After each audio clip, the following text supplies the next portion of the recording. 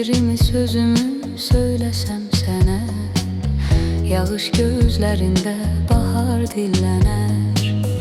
Əgər gözlərinə baxa bilməsəm, o dəli külləklər haray qoparar. Səndən uzaqlarda olsam da gülüm, şimşəklər səsimi sənə aparar.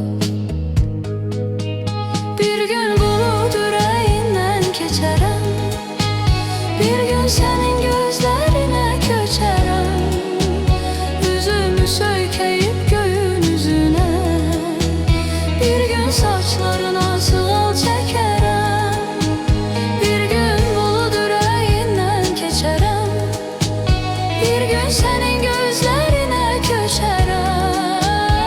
Üzümü söykəyib göyün üzünə, bir gün saçlarına sığal çəkərəm.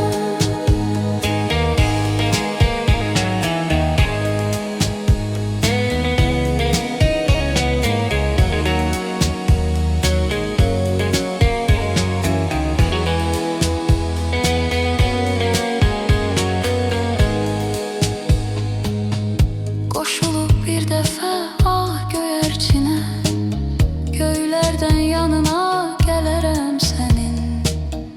Gözümdə sellənər arzu yağışı, bir gün gözlərində gülərəm sənin. Əgər gözlərinə baxa bilməsəm, o dəli küləklər haray qoparar. Məndən uzaqlarda olsam da gülüm, şimşəklər səsimi sənə aparar.